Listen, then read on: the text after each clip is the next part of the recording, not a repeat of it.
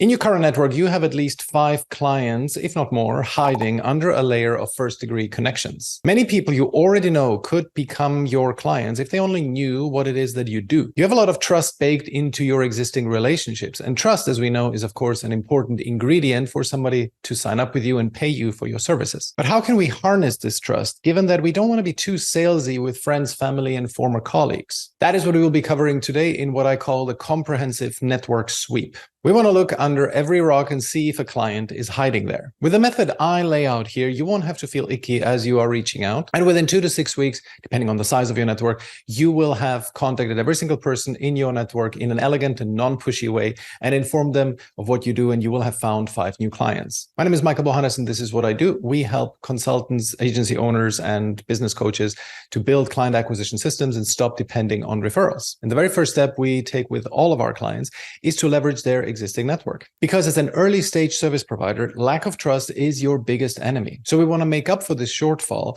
by contacting the people who already trust us. And while I was putting together, I was thinking, I wonder how many people in my network know exactly what I am doing. That thought came to me when I was speaking to one of my former classmates from high school days, and she didn't have a clue of what I was doing. And we are regularly in touch. We speak every couple of months, usually talking about general life and family. And so I thought that this warm outreach campaign I'm going to be laying out in this video is something that you can do on a regular basis to remind people what it is that you are doing. And every time you change something fundamental about your business, you do a pivot, you can do it again. And so this is not only for beginners. And final point before we start, credit where it's due. A lot of this work is influenced by Alex Hormozi's $100 million leads and the warm outreach section in that book, although I have tweaked it considerably to account for the fact that this is B2B. Alex is implicitly assuming much more of a B2C audience. For example, weight loss, which is a problem that 80% of the population has. And so in his case, it makes a lot of sense to ask literally every single person that you know. But if your niche is software agencies and you help them with their finances, then it probably doesn't make sense to tell literally your entire network what it is that you do. Instead, I've created a very effective way to segment your entire audience and give the most time to the people who can help you the most. In this video, I'm going to do something that I haven't done before, and I think that you might like. And that is, I'm going to be sharing my script for this video on the screen, and you can read along as I present it to you. There's evidence showing that if you hear and read at the same time, the retention is higher. So let's see how that works. Okay, without any further ado, let's get into how to do warm outreach for your B2B service business. Okay, so step 1, come up with a great no-brainer offer. It should be something different than just, hey, I do a service. Do you want to pay me for it? And you, ideally, at this point, you want to unleash Alex Hormozi's value equation as much as possible. This is the best definition of value I've ever seen. And an offer is value made concrete to a specific target audience. So these two are very closely related. So let's follow it. Value equals a dream outcome times the perceived likelihood of achievement divided by time delay times effort and sacrifice. Okay, so that is, of course, a dream outcome. It's powered, if you believe that a dream outcome is going to be 100% likely, there's no time delay and there's no effort and sacrifice. That is purest definition of value. But that's, of course, the ideal world. In reality, it won't be that simple. The closer you can come to this ideal version, the better. And so, for example, a good offer formulation would be this. We help B2B service providers, for example, business consultants, agency owners, solopreneurs, get more clients, stop being dependent on referrals, and build scalable client acquisition systems that once built, run with 3 to 5 hours of their time per week. Now, that is the dream outcome for many people. However, we still need to add a couple of things like perceived likelihood of achievement, time delay, effort, and sacrifice. And so I continue, all without spending $1 on ads. This is like I'm removing a certain level of effort and sacrifice because people don't want to spend money on ads. And then our systems are so good that if they don't work for you, you get a full refund. Okay, that is now, I'm adding an incremental perceived likelihood of achievement. If you get a full refund, it means people will, of course, understand, hey, Michael will not want to give a full refund. And so he better makes that work for me. And then the following stuff is all combination of time delay, kind of a statement that the time delay is going to be relatively low and that the effort and sacrifice will also be low. So all of our clients who followed our playbook have had 3 times ROI within 6 months. But most of the time, it goes much faster. For example, designer Liz closed her first 5K client after 4 days of working with us. Previously, she had been charging by the hour for years. Startup consultant Matt made 30K in 11 days by following our LinkedIn playbook. Fractional CFO Tony closed a massive retainer deal and doubled his revenue within 2 months of working with us and has by now referred us to 4 other clients. And so as you can see, I address all the 4 points in the above text. And also not all my value components are equally strong, right? Because life is not perfect. For example, I'm really stressing the perceived likelihood of achievement by offering a money back guarantee and sharing many client stories. However, I don't emphasize effort and sacrifice decrease because I don't think there's much of a way around it, right? Building client acquisition systems is not for the faint-hearted. It's not super easy that you can do it. I set it up and next day it works, right? Those stories are illustrations of course, of the best kind of success stories, right? When I say startup consultant Matt made 30K in 11 days by following our LinkedIn playbook, now that is great and it's true. And we have a video testimonial from him explaining how he did it, but it's not the most representative of cases, right? It's just that if the stars are aligned for you and you put in the work, it can go really fast. That's what I'm saying here. And so I don't want a message that it's easy so that I don't get lazy people into the program. Because if people come with the expectations of, hey, Michael has some kind of magic, then I will not get the right people because they will not put in the work. And I want everybody who joins the program to be successful with it. Now, the most important thing in your offer is the risk reversal. For example, a money back guarantee. If you don't get clearly quantifiable results with our coaching, you don't pay. That's how we do it. Or another form of risk reversal would be a pure pay on results kind of offer when you're at an early stage, or you offer a free audit of whatever it is that you're helping them with, or you offer them a proper real taster of your service for free, or in exchange for a donation to their favorite charity, as long as they meet a few criteria that makes them a high potential buyer later, right? You have to select who you're going to be offering this to. Just like the lady in the supermarket giving out samples, she doesn't offer the Parmigiano stuffed Kalamata olives to the 14-year-old shopping for Coke and chips, right? You pick your audience. And if that sounds scary, like, oh my God, I'm going to be giving stuff away for free, think like an investor, right? You invest a small amount into 10 people and one of them will become a success and a client. Bingo, that's all you need.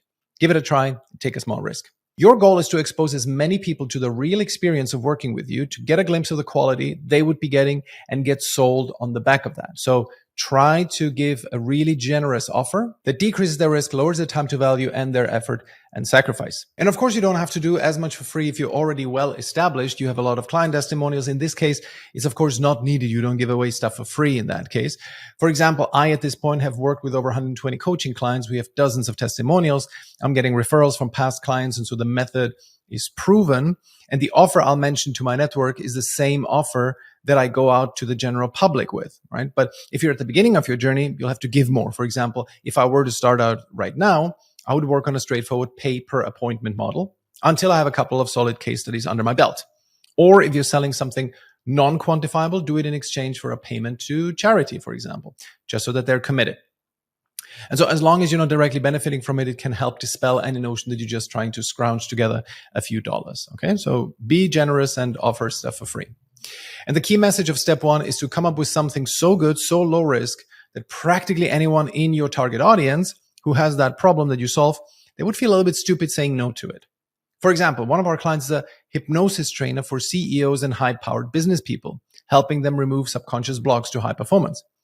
So the first thing we did is to give a bunch of them a free 90-minute hypnosis session in exchange for a referral and a video testimonial, focusing on their results. We then use those testimonials as social proof to get paid clients. And only last week, my client booked 3 sales calls from reaching out to 100 people with his paid offer, even before sending follow-ups, right? So bingo. These calls are happening this week, so I don't know about the results yet.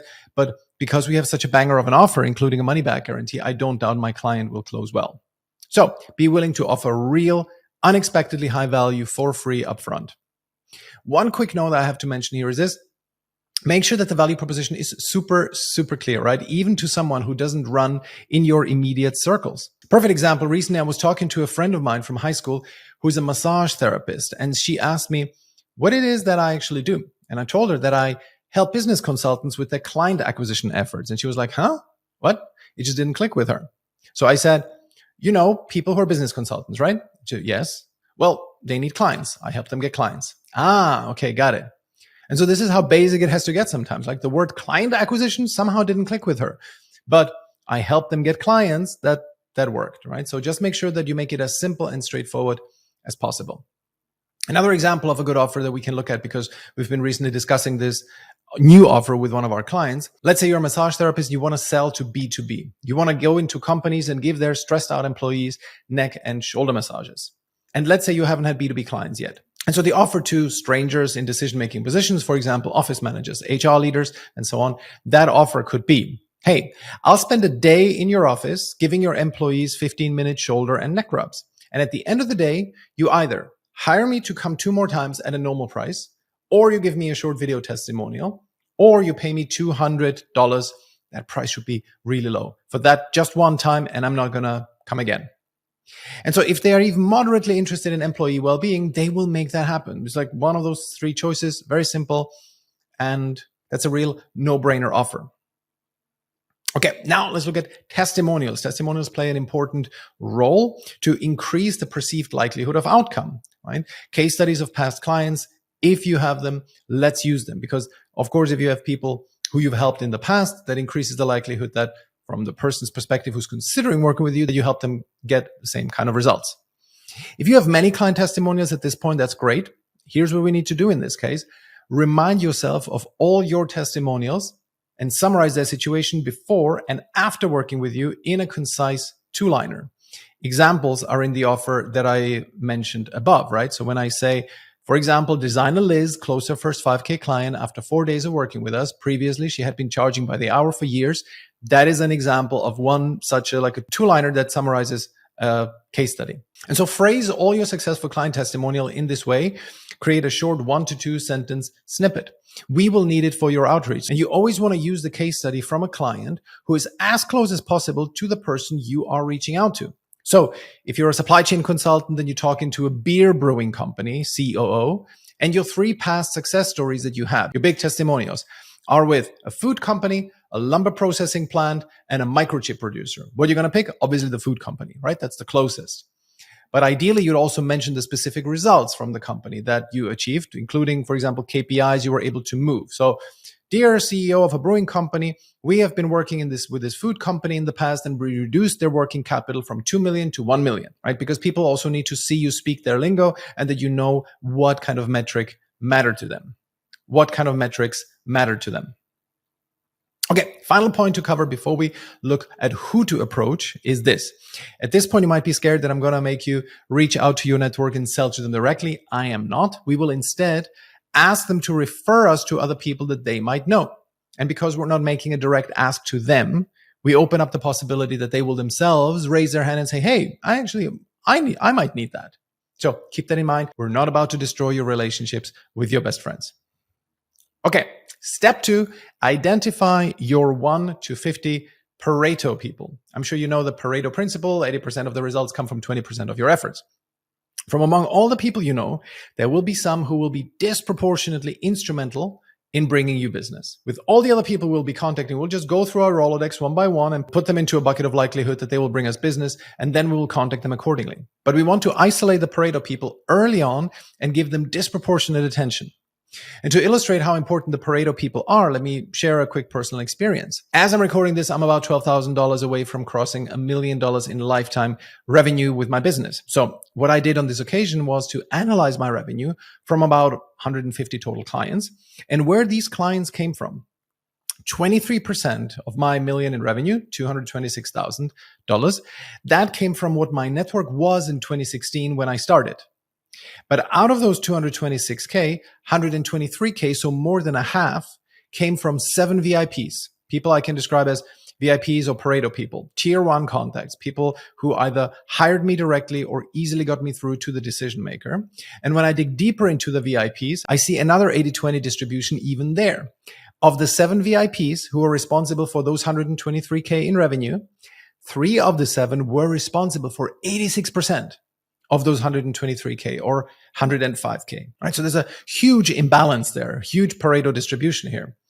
And in contrast, only 103K of those network originating revenues came from all my other tiers combined, or about 3,000 people at the time. Okay, so imagine $123,000 came from 7 people, $103,000 came from 3,000 people. And I had a really large network when I was starting out in 2016 because I had completed my MBA in 2009 in London and I was living in London. So many of my fellow alumni were there. I had access to a huge database of alumni. I was very strongly ensconced in the London startup community as well. So my network was just huge, right? I also was an alumnus of Google. All of that helps. But this huge network only brought me about $103,000 in revenue. And the lesson here is the Pareto people, the VIPs, are a strong blend of influence and friendship. They are in sufficiently influential positions. Either they themselves run a business or they are close to important decision makers, and they are your friends. My three most influential Pareto people, two of them were owners of early stage startup with VC funding, so influential. And the third was a right-hand man to a division leader at a publicly traded company. And the other four of my 7 Pareto people were in very similar positions. And this is the most crucial part about them.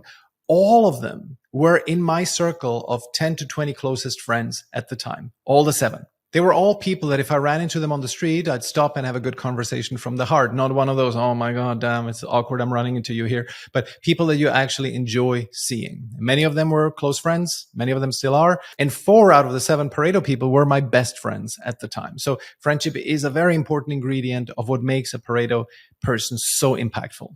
And so step 2 needs to be that we find the very few people in your network who are genuinely friendly with you and who are in influential positions. How influential? What does that mean, influence?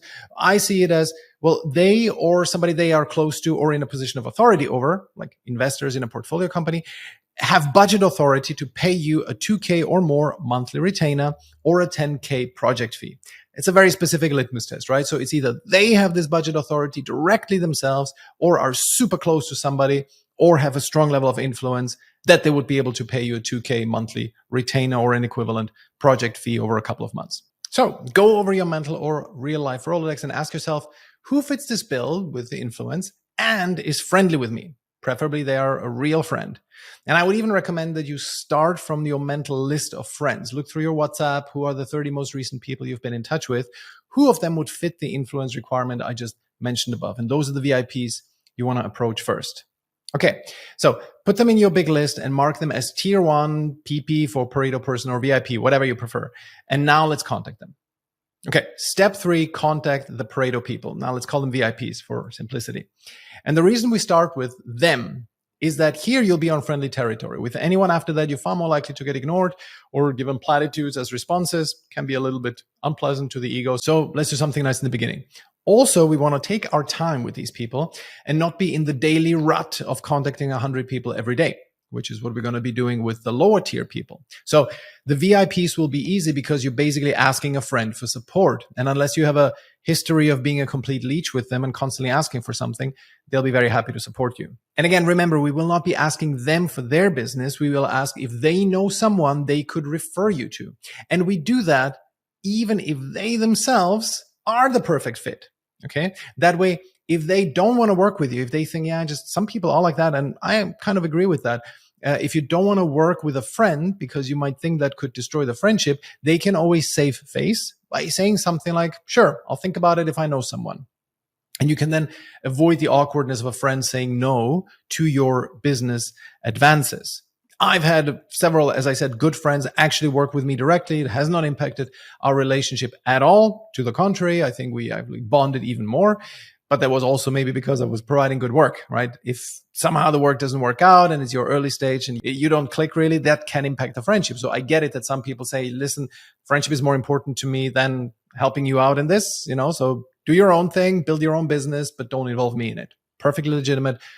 Don't be resentful if that happens. Remember, it was only 7 people out of my total friends list of about 20 people at the time, 20, 30, something like that.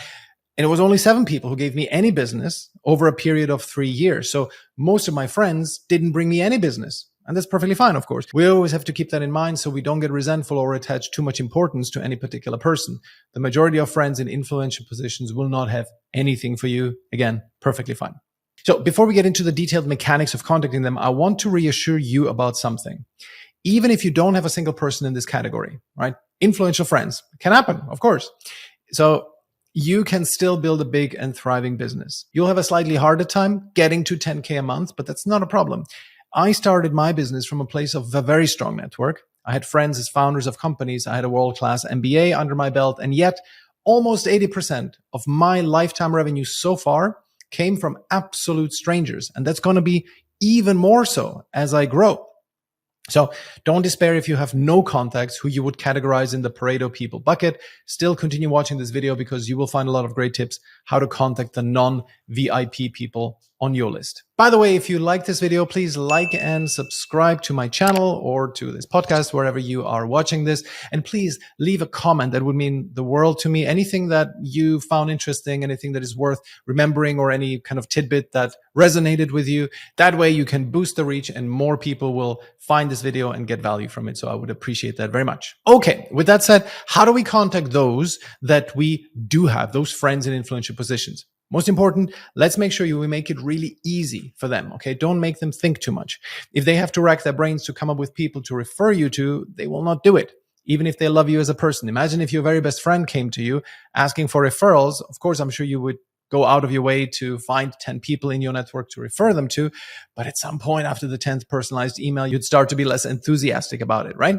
And so we want to make it as easy for them as possible. How do we do that? First, we give them a very good description of an ideal client. Second, we find examples of target clients that we both know that they might be connected to. And third, we give them something that they can forward to others, that when someone who doesn't have any context opens and sees it, they get it in a matter of 5 to 10 seconds, what it is that they are being asked here. So for example, a PDF one-pager or a well-crafted email with really good formatting. Okay, so we give them that. And this is where it makes sense that we give these people disproportionate attention because they are friends of ours. So we want to spend a lot of time going through our mental notes and their professional background to see who in their contact database would be a good target. We won't be doing this with anyone else on our list, but here I believe it really does make sense that you spend 30 to 60 minutes gathering your notes, going through your email history to see if they ever mentioned someone who they might know might be a good target. Okay, so couple of to-dos here. Think back to anything they may have mentioned to you about companies that they work with. Is there anyone they mentioned who now appears like they could be a good fit? Are they maybe investing in companies like those you want to win as clients? Go through their social media posts to see if they have said something about someone who could be a fit, and so on, right? So just spend time researching them. And how do we ask them? Well, of course, always use the channel that you use the most often with them. If with any of your VIPs, for example, you have a habit of checking in on the phone regularly, just wait for the next time that you are due to talk and bring it up then, right? Or if you're more text or WhatsApp based, send them a message there. It should be just natural. It should not have this weight of a formal request, but more like something that's perfectly natural and a normal thing to ask from your friend, anything that can come up mid-conversation. Dude, by the way, right? That kind of comment. And so here's how I would phrase this after some friendly back and forth on WhatsApp. I would say, hey, dude, so look, I wanted to ask you something. I've been working on a new version of my product, right? We help consultants win clients, in case you don't know. And it's just so good now that I'm actually selling it under 100% money back guarantee. So I wanted to ask you, does anyone you know come to mind for this who fits the following profile? So it's like the CEO or owner of a B2B service firm with fewer than 10 full-time employees. Could be a solopreneur, but it's got to be B2B. So think, let's say, consultancy, marketing agency, executive coach, that type of person. Or even someone who is still employed, but is 100% sure that they want to quit to start their own B2B service thing. Or they are already providing the service, but more as a freelancer, and they are either struggling to get more clients or they want to grow. So most of these types of businesses don't know how to get clients systematically. 90% of them live on referrals. I've now worked with over 120 people and helped them build client acquisition systems. The best results we've had so far is someone making 30K revenue within 11 days of working with us. And every single person who followed our playbook has had at least a 3 times return on their investment with us in 6 months' time. And so what I'm offering now is pretty bonkers. Our systems are so good that we offer a complete risk reversal. If they don't make money, we don't get paid. So I was wondering, do you know anyone like that who I could ask for an intro recommendation from you? Couple of ideas. I noticed that you publicly interacted with Acme CEO John Smith on LinkedIn. He and companies like his would be the perfect fit. Or maybe you've come across interesting people at that private members club of yours. For example, I remember once when I was there, we spoke to that guy who was dressed all in black and we kept talking about his wife's Chihuahua. So I don't remember his name, but I know he runs a consulting firm and you introduced him to me. So you might know who that is. Okay. So the more the merrier. If you know someone, please introduce me. Okay. So end of Quote, this is what I would say to a friend VIP after researching them, after thinking about who they could help me with. Okay, so this step 3 should take you a few 10 to 20 hours of research and contacting them, depending on how many VIPs you know. By the way, also at this point, super important that you have an optimized LinkedIn profile. And if you have a website, that the website reflects that positioning of yours and the offer. It's really repelling if I receive someone's pitch for, let's say, copywriting, and then I look at their LinkedIn profile and they claim that they're a holistic life coach who will clean up my chakras, right? It matters a lot for your relationship with the VIP that all of your public shop windows are aligned, right? You don't want to embarrass them. It's quite embarrassing otherwise. So clean up your online act before you reach out to them and before they refer you. And it should go without saying that you also remove any inappropriate content from any of your social media channels. Anything that you've posted recently, whether that's whatever, dating advice, political, conspiracy, rants, drunk party pictures, anything that is unbecoming to a professional, just clean up your history. Should go without saying. Unfortunately, it doesn't always do that. And by the way, if you're early stage and you don't have a website yet, please do not build one for this exercise. A well-optimized LinkedIn profile is more than enough on that. Right now, I don't have a video that goes through LinkedIn profile optimization, but I'm going to put one up soon. And so if you're watching this after October 2023, there will be a link in the show notes or the description of this video on how to optimize your LinkedIn profile. And this is how you reach out to VIPs. Okay. Once we're done with them, we want to ramp up the volume, personalize less, and contact the rest of our network. Okay. Step 4, go through all your contacts and categorize them before you reach out. When I say categorize before we contact them, I don't mean that you first go through all of them, all the thousands of people, the hundreds of people before contacting the first one. I mean that you simply grab the first one, put him or her into a tier 2, 3, or 4, and then contact them accordingly. So it's one by one. Okay, where do your contacts come from? Your main source of contacts will be people on your phone, your connections on Facebook and LinkedIn, or any other social channel that you use, people in your email account, anyone that you've emailed. Those are the 3 main buckets: phone, social networks, and email. And if you take that together, then depending on your age and career so far, you will have anywhere between 200 and 4,000 people, maybe even more. And the point here is not to build a long list first, but to just start contacting them. You want to get those reps in. But as you consider every person individually, it helps to categorize them, right? Because even outside of the VIP bucket, some people are far more likely to bring you clients than other people. But let's not make it too complicated. Let's put people only into 3 categories. So tier 1, those are VIPs that we already covered.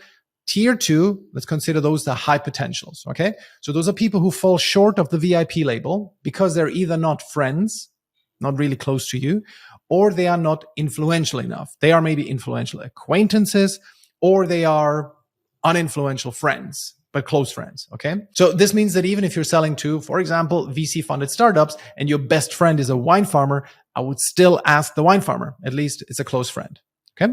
So tier 3 are the low potentials. Those are people in your LinkedIn network who you, for example, don't know them at all. You haven't spoken to or DM'd with them ever. For example, alumni from your school, the only connection being your alma mater. You maybe didn't even talk to them, right? And there is, of course, it's not exact science. You just put them into one of these 2 tiers. The way how we will be approaching them is not all that different, slightly different. So don't sweat it, right? Just put them into one bucket. Don't worry about it if you make a mistake and you miscategorize someone. But roughly speaking, it would be worthwhile to do. Who else is in the tier 3 group? The less successful people in your network, but who you know a little bit. For example, like low-level employees, struggling freelancers, as long as they are people who can put a face to a name.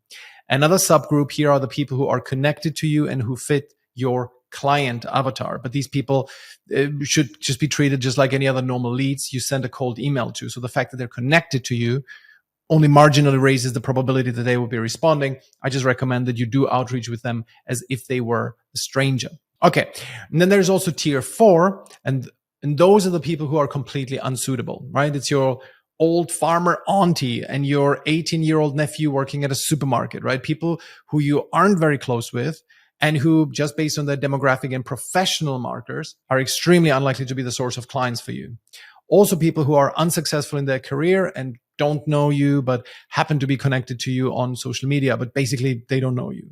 There's just not enough professional and social capital with them for you to really bother with them. And I know it is possible that they know someone, but it's just generally so unlikely that I just would recommend that you don't waste your time with them. Okay.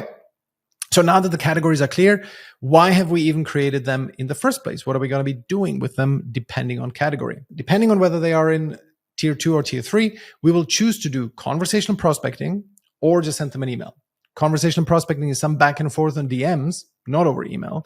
And the idea here is that we spend more time with the more likely prospects. Because when you do conversational prospecting with someone, you have to put in some thought and there's a back and forth. So it takes more time. It's also far more likely to lead to a call or to a close of any other type. Just to give you an idea, our first message to call booking ratio, okay, so we send 100 messages and we book calls. When we do that on conversational prospecting for our business with strangers is 10%. And our best call booking rate on cold email is 3%. So if we do conversational prospecting, we send 100 first messages, conversation ensues, we book 10 calls. If we do that on cold email, we just blast out a cold email, 3% of people book a call. Okay. Huge difference there. And so with tier 2 people, remember, those are the high potentials, slightly lower below VIP, but still high potentials. With them, we will do conversational prospecting. And with tier 3, we'll just send them an email. And if you're only connected to a tier 2 person over email, I would try to first connect with them via LinkedIn or Facebook or any other mainstream social media network that you use, and then try to do conversational prospecting with them. Only if they don't use social media and you're not usually talking to them on WhatsApp, then the only tactic left over is email. And again, please make sure to optimize your LinkedIn profile before you start reaching out. The offer we discussed in step 1 should be front and center on your profile, and everything should be presented in such a way that you're seen as a consummate professional. It's a huge lever that if you don't have it down could really tank your success rate in this exercise. So I'm emphasizing it again. Okay, so now that we have our leads categorized, now finally we're going to get into contacting them. So how do we do that? Step 5 before the actual contacting them is get organized. Okay, so I really want to impress upon you the volume that I want you to do. I want you to message 100 people every day, and that's new people, and to send each of them 2 follow-ups. Every day if it's on DMs and every 2 days if it's email. Follow-ups are absolutely essential. We book a majority of our calls we do via cold email through the 3 follow-ups we send, not through the first message, but through the follow-ups. Okay. But I don't want to overwhelm you too much. I'm going to go for 2 follow-ups here. Now, of course, this means that you will have to be sending 200 to 300 individual messages every day, 100 new ones and up to 200 follow-ups. True. Nobody said that building a B2B service was easy. And if you're not ready to work 12 to 14-hour days in the early stages of your business, I think you have no business wanting to have a business. Now, not everyone who's watching this will be comfortable doing follow-ups with people that you are close to. I get it. It can be awkward to chase up your childhood friend about them replying to your business request. Okay. So I'll leave it to you who you want to accept from following up. But again, follow-ups are important. So please keep that in mind. Again, majority of our calls are booked with follow-ups, not with the initial message. Okay. And so the way we do it and we keep track of messages sent is by creating a spreadsheet. So enter the name in column A, the tier that they're in column B, the platform you contacted them in column C, the date you reach out to them in column D. Every day you filter by column C and column D. And if the date is yesterday, in the case of social media DMs, send them a follow-up. If it's 2 days ago, in the case of email, send a follow-up then. So I just created this example spreadsheet, very simple. You can then, let's just do this quickly. We're going to filter, and let's say we're going to filter. Today is the 27th of September. So we're going to go and say, okay, we want to now get all the email people. Let me just move this a little away. We're going to get all the email people. Let's filter by them. And here we're going to filter by those who we contacted on the 25th. There is none. So we can forget about that. But if today were the 28th, for example, I would just filter by 26th. That's 2 days ago. And then I would be sending a follow-up, FUP1, right? And then a couple of days later, you will filter by follow-up 1 send, and then you send the follow-up 2. Okay. Very straightforward. This spreadsheet is going to be in the show notes or in the description of this video. You can just grab it and use it for yourself. Of course, if somebody responds, you then don't send follow-ups anymore. Of course, track who responds in your spreadsheet. There's in the example spreadsheet I'm sharing, there's a column where you can see responded. You will then get a good idea about the interest people have in you and your offer. And if you tweak your offer based on market feedback, you will then be able to see if people are more interested. So the good thing about this is, about having a spreadsheet, is you can then track. Let's look at the September batch, or let's look at the first week batch. How many people did respond? Then in week 3, I changed my approach. Let's see how they responded. Okay. So you can just track the responses in one of the next columns. If someone books a call, you also enter that into the next column. You enter referred people into a new line in column A. So those are all random names here. If Brian Miller is going to refer you to somebody else, to John Smith, you just enter John Smith here. And then you can also send right here in this referral box that Brian Miller referred you. Okay. Do it any way you want. Just have all this data tracked. Don't just randomly reach out to people. Okay. And then if they close, if they become a client, enter the date. And if they decline, enter the reason. If you record your sales calls with prospects, which I strongly recommend that you do, enter the call recording in another column. You will want to revisit those. And as you get better at sales calls, you will cringe at your past sales calls and so on. You can then add a ton of variables into the columns, but these are the most important ones.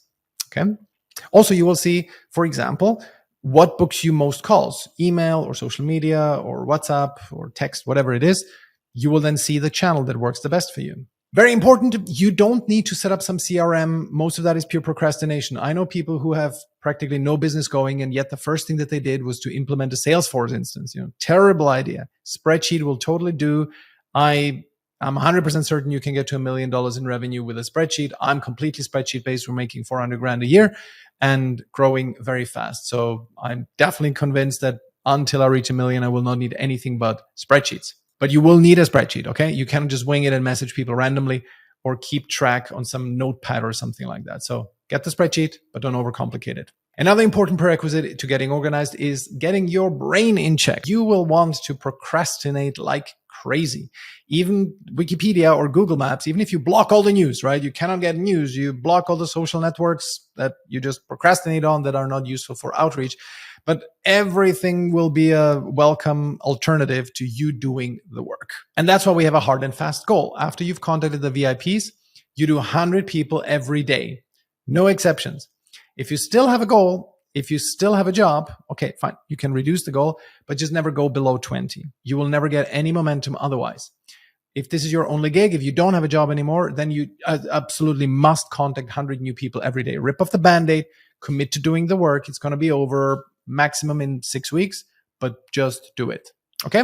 So enough build up. Finally, we are ready to send those messages. So step 6, do conversational prospecting with high potential leads. Conversational prospecting, as I said already, is best done in a messaging context. So think WhatsApp, LinkedIn, Facebook, Messenger, Twitter DMs, not over email. Okay. So if you can only communicate with a given prospect over email, go to the next step 7 and send them an email. Now, so how do we do conversation prospecting? You open the conversation by mentioning something that connects you, that you know about them, or something that they recently showed on their social media, whether it's a new job or a post. So for example, hey name, just noticed you changed jobs 3 months ago. Hope it's going well. Hey name, I saw your recent post about those 2 awards you won. When it rains, it pours, right? Hey name, saw those pictures on Facebook. Gorgeous, your little one. How is parenting treating you and how much sleep are you getting? Smiley face. Right? Some people will respond to this and some won't. Let's cover those who won't respond first. If you don't hear from them within 24 hours, I recommend you send the follow-up, but not about the original message. Hey, so how is your baby doing? Right? It's weird. Instead, move into your ask. Just go into, anyway, I just wanted to ask you, blah, blah, blah. And then you move into the ask. And the last follow-up then, number 3, will be about the ask again. So with those who do respond, we follow the ACA model, okay? Acknowledge, compliment, ask. Again, credit to Alex Hormozi, although I think he just labeled it. That is a well-known framework. You just acknowledge what they said, you compliment them about something, and then you ask the next question. So for example, if they respond, yeah, the job is great. It was like drinking from a fire hose initially, but I've grown on the task. You respond by saying, awesome, John. It's definitely a big step up. I can tell by the job title alone. Congratulations. I would have been surprised if someone of your caliber hadn't met that challenge head on. I hope not too many sleepless nights. All right. So there we go. The acknowledge, compliment, and ask the next question. Or if they respond about the baby, you would say, oh boy, you're averaging 4 hours a night. How are you coping? Must be real hard given your work obligations, no? So just kind of acknowledge, empathize, and then move on. And you do that for 1 or 2 times, a little bit of back and forth, so you're not completely awkward. How's the baby? Good. Anyway, I wanted to ask you, right? So a little bit of humanity. Don't be too robotic. Just do that in a natural way. But at some point, you will want to transition into something that leads you directly into your ask. Okay. So now this is something that many people struggle with, like how to transition from rapport into your ask. If there is a natural transition in the conversation, just use it. For example, let's say you sell corporate employee well-being programs. You can then ask the 4 hours a night sleeper if his company is supporting him in any way, and then so gradually lead into that. Okay. If you cannot find a natural transition, please just don't sweat it. Okay. Just go with something like, so anyway, I wanted to ask you for a favor, and you're in the game. Okay. Just don't overcomplicate this. Volume is much more important than the perfectly crafted, chiseled transition. This whole back and forth should please not take you more than 5 minutes, okay? More like 2 to 3 minutes. Don't allow this to turn into a long, protracted back and forth unless they are a VIP. If it looks like it might take longer, it would be better for you to turn it into a 15-minute call. You'll be able to ask more questions, and when you place the ask for a referral, it'll be all the more powerful than if it were just written down. But of course, no matter what, always follow up the ask with a written summary so they have something that they can forward. But generally, I would say be cheap with offering calls to anyone who's not a VIP, because calls can become quickly their own source of procrastination. Okay. A call does not exempt you from the 100 new outreaches every day. Okay. So stick with that. That's the big rock. Calls are the pebbles and the sand around that, if you know the analogy of the big rocks. Okay. If you stay in DMs, now the big moment has come. You're going to place the ask. What does the ask have to contain? A very simple explanation of what it is that you do.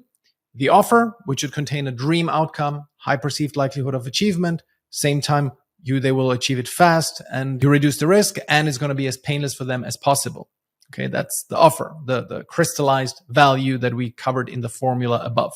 That we covered in the formula earlier. The ask also has to contain examples of clients who have achieved this goal with you, if you have them, and a call to action, CTA. Now, it's quite a bit of info, and DMs have this additional constraint, namely that we have to be a bit more concise than when we email them. So we have to remove every word that doesn't absolutely have to be there. Here's what I would write as an ask if it's via DM. I would say this. So name, I wanted to ask you a favor. I run this company and we help solo consultants, small consulting firms and agencies get more clients without spending money on ads. We've already worked with over 120 small consulting firms and solopreneurs, even people who were still employed and wanted to quit. And our systems are really good. We offer a complete risk reversal. If our client doesn't see results, they don't pay, and we take the financial hit. We have a long list of success stories. I'm not going to bore you with them. They're on our website. But for example, designer Liz closed her first 5K deal within 4 days of working with us after years of charging by the hour. So people love it. They give us testimonials and refer us to their friends. My humble request to you, do you know anyone that this could be useful to? Think B2B solopreneurs, people who want to start their freelance consulting business, established B2B consultants with companies of up to 10 people, any other B2B service business that has challenges getting a steady stream of new clients. Do you know anyone like that? End of message. Okay. 3 important points here. Even if it's long, like in the example above, end the message with a question, not with a, hey, if you know someone, let me know. That formulation feels like closure, and people shelve it much faster and they move on than if you had asked them a question. A question like, do you know anyone like that? Works like an open loop, and people are more likely to spend more time on it until they've created some form of closure for themselves. The best kind of closure is giving you a bunch of names or doing intros, or of course saying, and that's kind of the main thing that we're doing this for, saying, hey, actually, I might be a good candidate for that. Oh, what a surprise. Also, note the part in yellow if you're watching this here, when I mentioned our case study with designer Liz. That needs personalizing again, depending on the case studies you have and the person you're writing to. So remember, one of the first requirements when we're formulating the offer is that we use case studies that are close or like conceptually relevant to the person that we're writing to. Also, third point, a big power move is to also record the message as a voice memo. in DM so that people can choose if they listen or read. This has the added benefit that people see that you personalize this and that it's really you who recorded it for them, that it's not mass produced, and therefore they will be more likely to respond. In this case, make sure to use their name. Okay, so you just record what I just wrote. You just record it as well and say, hey, I just thought I'd tell you so that you don't have to read this wall of text. This is what I do. I run this company. We help solo consultants.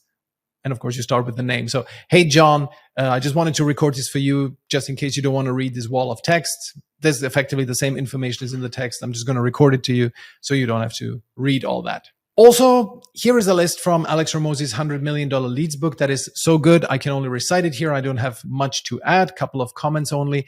And these are 9 more ways to increase the perceived likelihood of achievement beyond testimonials and beyond the money back guarantee. So number 1, showing proof that we have done what they want, our own story. Number 2, showing the sheer volume of happy reviews we've received. If you don't have reviews yet, cite the number of people you worked with.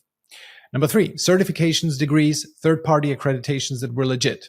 Now, note from me, this can backfire if that's the only credential you have, because people will then think like, seriously, that's what you're advertising? No success stories? So especially if you're selling to a no-nonsense, ruggedy type crowd, I'd recommend to leave it out and focus on pay per result or money back guarantee instead. Like, it's a balance. You can always, if you don't have enough case studies, you can make the offer so good that people don't mind that you don't have case studies. Okay. And especially if it's this kind of no nonsense, ruggedy type crowd, if you say, I have a Harvard MBA and I can fix your business, and they will go like, F you. Okay. Number 4, numbers, stats, research that supports the outcome that you want them to believe. For example, this study shows that people who meditate are better salespeople. Number 5, experts vouching for you. Number 6, could be some new or unique characteristic they probably have not tried yet and thus could not have failed with. If you introduce something like, hey, this is a new method that's completely brand new, nobody has done this yet, they will not be able to say, well, this will not work for me. I tried this in the past. Well, they haven't tried it in the past. Okay, so that's why it is something that adds to the perceived likelihood of achievement. Number 7, celebrities who have endorsed you. Number 8, how well you describe their pain. The more specific, the better. You want to get this effect of, oh, he really gets me. He must know the solution to my problem. And number 9, you demonstrate the outcome live. For example, you share the recording of a sales call where you overcome an objection and you close the deal. So if you want to prove that you're a good sales trainer, just share a snippet of a sales call. So those are all things that can increase the perceived likelihood of achievement. Whatever of this you can use, add it and just pile it on top of each other. It's fine if that makes the message longer. The more you can reinforce the thought of, hey, this is a certain thing, you will achieve this outcome, then people will do it. Okay, so that was conversational prospecting with the high potentials. Now, let's go into step 7, send emails, DMs, or voice memos to the low potential leads. The main difference here is that we all pack it into one message, the hi, the personalization, the offer, and the ask. We don't split it out over several message back and forth, but we all put it into one message. And since low potentials will be more than the absolute majority of your network, we want to be efficient with it. So first we write the core message, something like this. Hi, name, room for personalization. I'm writing to you because I wanted to ask you if you know someone who my business could be useful to. We help B2B service providers, for example, business consultants, agency owners, solopreneurs, get more clients, stop being dependent on referrals, and build scalable client acquisition systems without spending money on ads. We've already worked with over 120 consulting firms and solopreneurs, even people who were still employed and wanted to quit.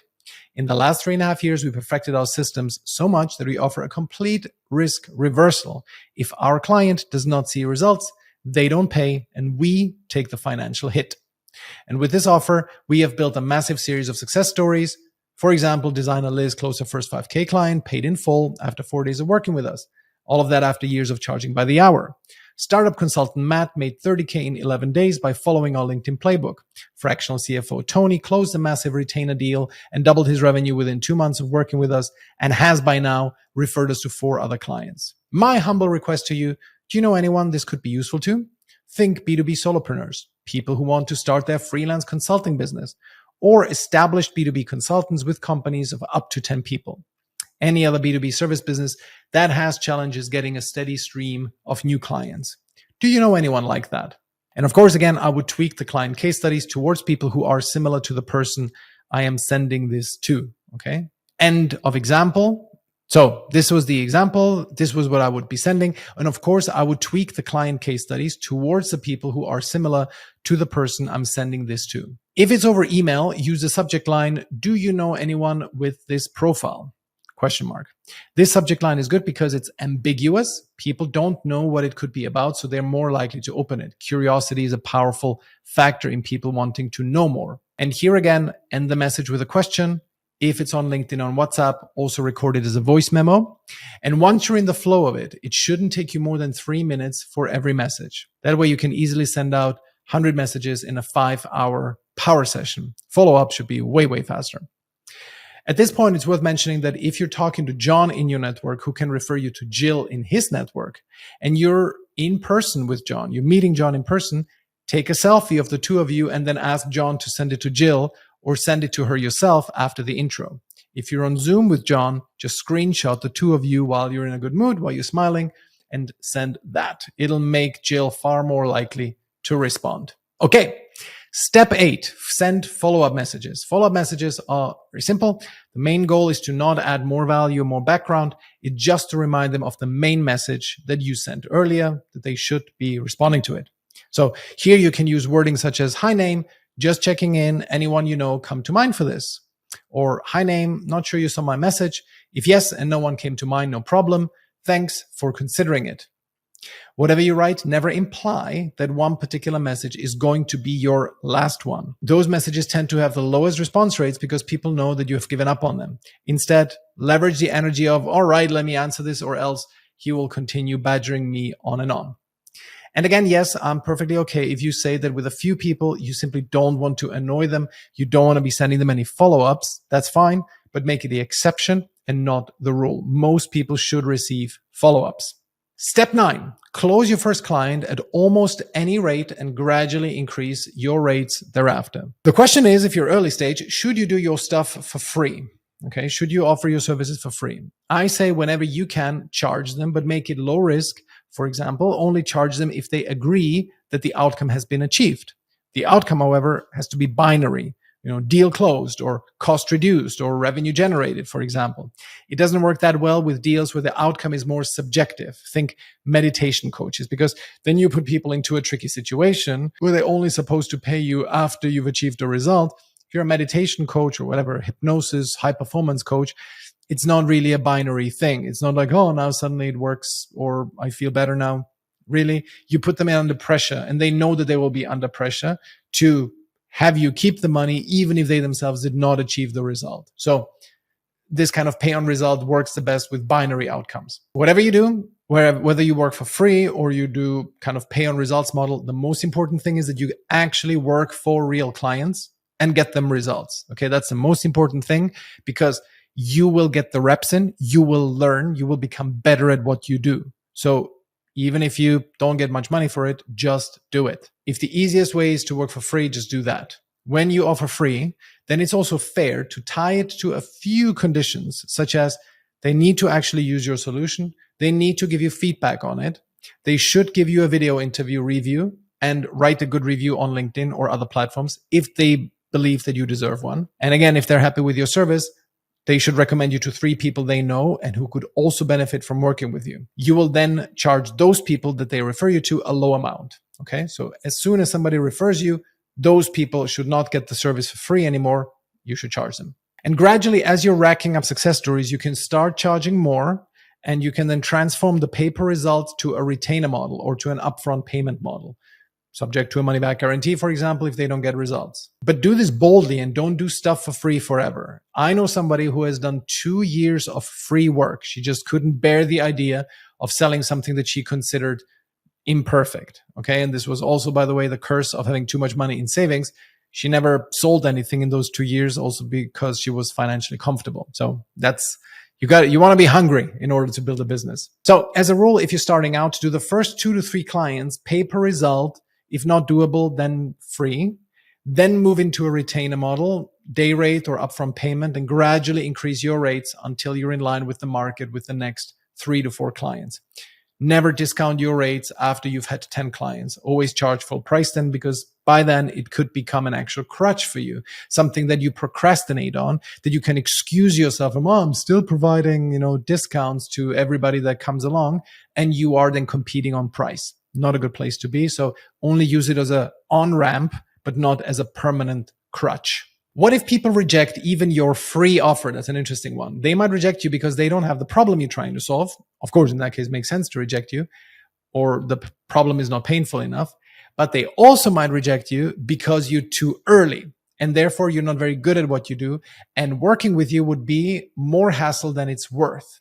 In fact, they would be working for you, and you would be getting the better end of the deal here. This is especially true with very successful people. Like if you want to approach private equity companies, partners, and you say, hey, I'm going to be doing deal filtering for you. It's way too much hassle to work with somebody with a complete unknown person, somebody who doesn't have any experience, because you're going to be a burden on them, right? They have to train you, and that takes too much of their time. So if they, despite having the pain, don't engage you for free, ask them why. But not in a, oh my God, but why kind of way. Just more in the way, hey, totally understand. Thank you for considering it. Would you mind telling me what exactly your reasons are for not working with me? That would help me a lot in improving my offer. I would really appreciate that. And what would I have to add or remove so that you would consider working with me for free? You don't have to pay me. If you ask this and you get an answer, you can either turn them around or you have the ammo for the next call. You win because now you know what the hidden costs are of working with you. And of course, needless to say, the most important thing if you're starting out, it's important all the time, but especially here, is to deliver an excellent service so that you can rack up testimonials and case studies. Be willing to spend more time on each client and make less money as a result of that, if you can get them great results and are more likely to get case studies. Okay. Don't be too money hungry in the beginning. Don't try to rack up too many clients. It's much more important that you get great results. Okay. Now, with all this outreach to your warm network, how well are you doing? When do we know whether you're doing well or not? Here are a couple of metrics to consider. Conversational prospecting with complete strangers on LinkedIn gets us a 50% response rate. 30% of them turn into good DM back and forth. So 30% from the total, right? So we send 100 first messages. We get 50 responses. 30 responses turn into good back and forth about business. 10 become a discovery call, 5 end up being qualified, and maybe 1 converts. Now, this is only with people who look like they are qualified. Okay, so your numbers will not be as good because you will be contacting various influential, let's say, high-level employees, but they don't qualify for your service themselves, and they might not refer you. So don't expect the same kind of numbers, but especially if you're serving a specialized niche, be fine with not getting so many responses. It's still an exercise worth doing because we want to leverage the trust early on, remember, in your journey, and referrals are built on trust. But generally, what I would expect from 100 outreaches in tiers 2 and 3 is an average response rate of 25% and getting 1 to 2 calls booked per 100 outreaches. So let's say 5 to 10 calls for every 500 people. And 5 to 10 calls should translate into 1, maybe 2 clients, especially if you work for low pay or for free. And so if after 500 outreaches, you haven't booked a single call, then I would say seek help. You're doing something wrong. You probably have 1 or more steps in this framework off the marks. So I know this was all a lot to take in at once. I've created a summary for this. You can download this as a 1-pager PDF. So this is a comprehensive network sweep. This is the steps 1 to 9 as we have just described it. You can download that as a PDF, hang it next to your computer. It's very useful, and it's going to be in the show notes or the video description on YouTube. And that's it. That's a complete warm reach out to your network, to anybody who you know. This is more important than doing content. You want to start doing that as the first step in your business because you want to leverage this trust factor that I mentioned. If you do this well and diligently, if you have all your ducks in a row, your LinkedIn profile is optimized and all of that, you will get 5 to 10 clients from this exercise. And so please let me know in the comments if I've left anything out. Like this video, subscribe to this channel if you can, and I'm looking forward to speaking to you again soon.